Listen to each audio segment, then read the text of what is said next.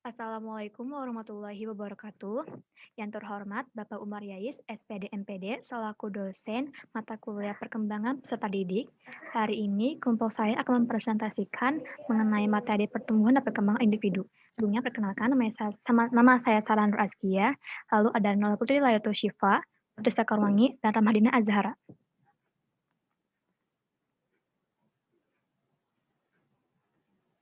Materi yang akan kami sampaikan yang pertama itu adalah faktor-faktor yang mempengaruhi pertumbuhan dan perkembangan individu.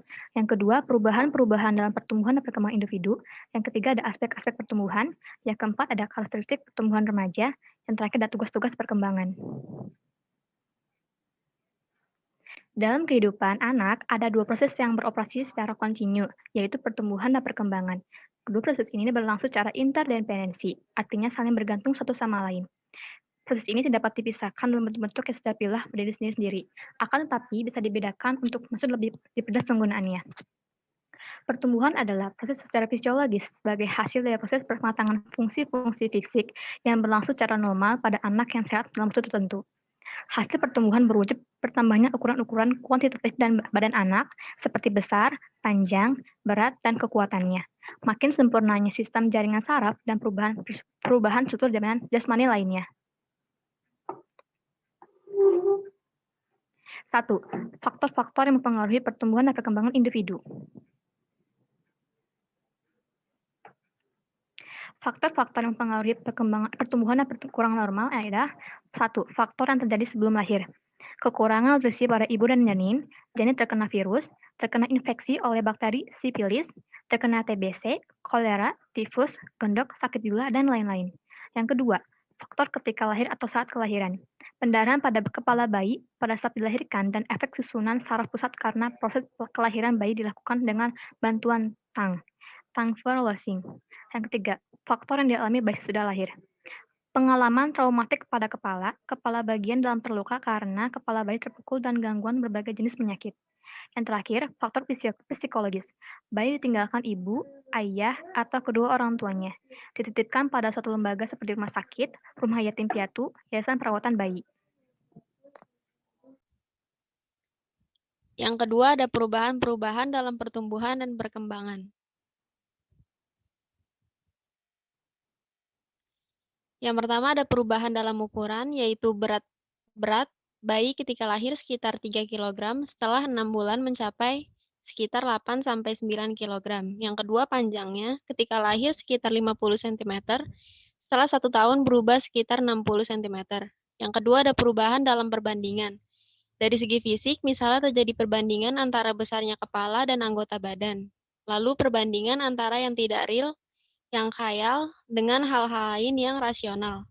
Yang terakhir, dalam perkembangan sosial, terjadi perubahan dalam perbandingan. Yang ketiga, perubahan untuk mengganti hal-hal yang lama. Pada bayi terdapat kelenjar buntu yang disebut kelenjar timus pada daerah dada yang sedikit demi sedikit mengalami atrofi atau penyusutan dan menghilang setelah dewasa. Lalu bahasa bayi yang kurang jelas lama-kelamaan semakin hilang dan diganti dengan perkataan yang lebih jelas. Yang keempat, perubahan untuk memperoleh hal-hal yang baru. Ada ketika bayi lahir belum memiliki gigi, namun dalam perkembangannya terjadi perubahan yaitu bertumbuhnya gigi anak secara bertahap. Lalu menjelang masa remaja, tumbuh bulu-bulu ketiak, bulu-bulu di sekitar alat kelamin, tumbuh kumis pada laki-laki yang sebelumnya tidak ada. Dari segi mental, akan bertambah pembendaharaan kata-kata dan kekayaan bahasanya. Berbagai pengetahuan dapat diperoleh terutama dari lingkungan dan pendidikan formal. Lalu ada nilai dan norma, moral akan terasa semakin mengikat.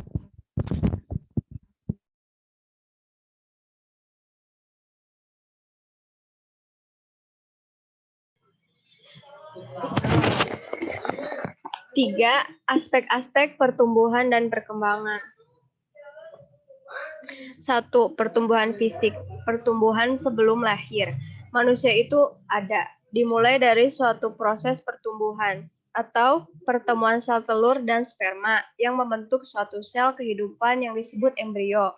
Embrio manusia yang telah berumur 2 bulan berukuran sekitar 2,5 cm dan disebut janin atau fetus. Setelah 3 bulan, janin tersebut telah berbentuk menyerupai bayi dalam ukuran kecil. Pertumbuhan dan perkembangan janin berakhir pada saat kelahiran. Pertumbuhan setelah lahir. Pertumbuhan fisik anak dapat dibagi menjadi 4 periode utama. 2 periode ditandai dengan pertumbuhan yang cepat dan 2 lainnya adalah pertumbuhan yang lambat. Selama periode pralahir dan 6 bulan setelah lahir, pertumbuhan tubuhnya sangat cepat. Pada akhir tahun pertama kehidupan pasca lahirnya, pertumbuhan seorang bayi memperlihatkan tempo yang sedikit lambat dan kemudian menjadi stabil sampai anak memasuki tahap kematangan kehidupan seksualnya. Hal ini dimulai ketika anak berusia sekitar 8-12 tahun. Mulai saat itu sampai anak berumur 15 atau 16 tahun, pertumbuhan fisiknya akan cepat kembali dan biasanya masa ini disebut ledakan pertumbuhan pubertas. Periode ini kemudian disusul dengan periode tenang kembali sampai ia memasuki tahap dewasa. 2. Intelek. Perkembangan intelek ditunjukkan pada perilakunya, yaitu tindakan menolak dan memilih sesuatu. Tindakan ini berarti telah mendapatkan proses pertimbangan atau yang lazim dikenal dengan proses analisis, evaluasi, sampai dengan kemampuan menarik kesimpulan dan mengambil keputusan. Fungsi ini terus berkembang mengikuti kekayaan pengetahuannya tentang dunia luar dan proses belajar yang dialaminya, sehingga pada saatnya seseorang akan berkemampuan melakukan peramalan dan prediksi, perencanaan, dan berbagai kemampuan analisis dan sintetis. Perkembangan kognitif seseorang menurut Piaget, Sarlito 1991 mengikuti tahap-tahap sebagai berikut. A. Tahap pertama, masa sensori motor dari usia 0,0 sampai dengan 2,5 tahun. Yang kedua, masa praoperasional sejak umur 2 tahun sampai 7 tahun.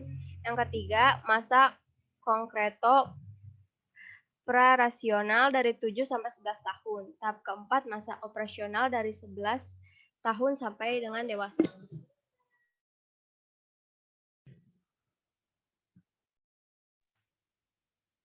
Yang ketiga, emosi. Emosi merupakan gejala perasaan disertai dengan perubahan atau perilaku fisik seperti marah yang ditunjukkan dengan teriakan suara keras atau tingkah laku yang lain.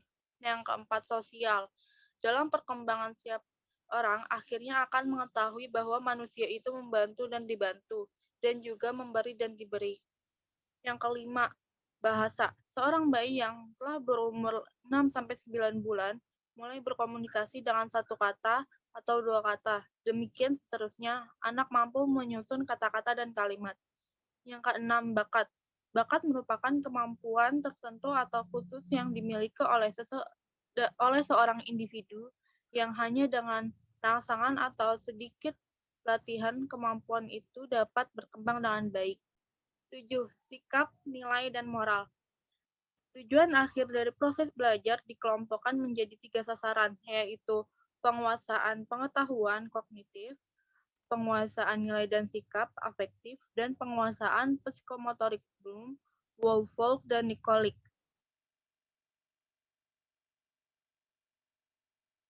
4. Hukum pertumbuhan dan perkembangan. Hukum-hukum pertumbuhan dan perkembangan. Yang pertama, hukum Cephalon-Chodal. Hukum ini berlaku pada pertumbuhan fisik yang menyatakan bahwa pertumbuhan fisik organisme dimulai dari kepala ke arah kaki. Bagian-bagian pada kepala tumbuh terlebih dahulu daripada bagian-bagian lain. Yang kedua, hukum Proximo-Distal. Menurut hukum ini, pertumbuhan fisik berpusat pada sumbu dan mengarah ke tepi. Alat-alat tubuh yang terdapat di pusat seperti jantung, hati, dan alat-alat pencernaan lebih dahulu berfungsi daripada anggota tubuh yang ada di tepi. Yang ketiga, perkembangan terjadi dari umum ke khusus. Pada setiap aspek terjadi proses perkembangan yang dimulai dari hal-hal yang umum, kemudian sedikit demi sedikit meningkatkan ke hal-hal yang khusus. Yang keempat, perkembangan berlangsung dalam tahapan-tahapan perkembangan. Pada setiap masa perkembangan terdapat ciri-ciri perkembangan yang berbeda dengan ciri-ciri yang ada pada satu masa perkembangan dengan ciri-ciri pada masa perkembangan lainnya. Ciri-ciri pada masa perkembangan sebelumnya ditampilkan juga, tetapi lebih dominan ciri-ciri pada masa perkembangan yang baru. Yang kelima, hukum tempo dan ritme perkembangan. Ritme atau irama perkembangan akan semakin jelas tampak pada saat kematangan fungsi-fungsi pada masa ini terlihat selingan di antara cepat dan lambatnya perkembangan yang kurang lebih tetap atau konstan sifat.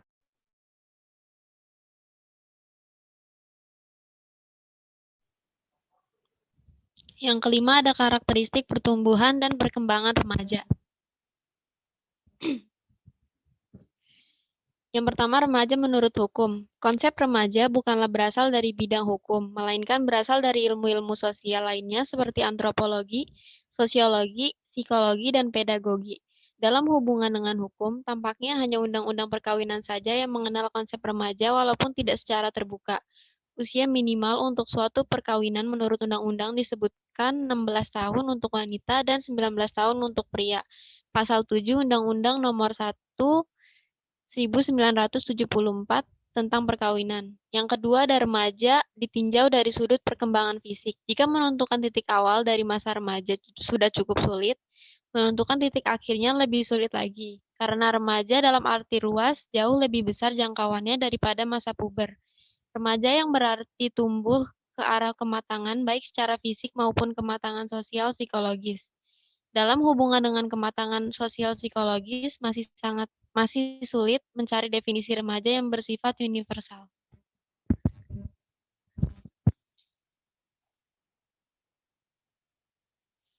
Yang ketiga, batasan remaja menurut World Health Organization atau WHO, Organisasi Kesehatan Nasional. Remaja adalah suatu masa pertumbuhan dan perkembangan di mana yang pertama individu berkembang dari saat pertama kali ia menunjukkan tanda-tanda seksual sekundernya sampai ia mencapai kematangan seksual. Yang kedua, individu mengalami perkembangan psikologi dan pola identifikasi dari kanak-kanak menjadi dewasa. Yang ketiga, terjadi peralihan dari ketergantungan sosial ekonomi yang penuh kepada keadaan yang relatif lebih mandiri. Muakman dikutip oleh Sarlitos 1991 ayat 9. Yang keempat, remaja ditinjau dari faktor sosial psikologis. Puncak perkembangan jiwa itu ditandai dengan adanya proses perubahan dari kondisi entropik ke kondisi negentropi. Sarlitos 1991 11. Entropi adalah keadaan di mana kesadaran manusia masih belum tersusun rapi. Isi kesadaran masih saling bertentangan, tidak berhubungan sehingga mengurangi kerjanya dan menimbulkan pengalaman yang kurang menyenangkan buat orang yang bersangkutan. Selama masa remaja, kondisi entropi ini secara bertahap disusun, diarahkan, distruktur kembali sehingga lambat laun menjadi kondisi negatif entropi atau negentropi. Kondisi negentropi adalah keadaan di mana isi kesadaran tersusun dengan baik, pengetahuan yang satu terkait dengan perasaan atau sikap. Orang dalam keadaan negentropi ini merasa dirinya sebagai kesatuan yang utuh dan bisa bertindak dengan tujuan yang jelas. Ia tidak perlu dibimbing lagi untuk bisa membuat tanggung jawab dan semangat kerja yang tinggi.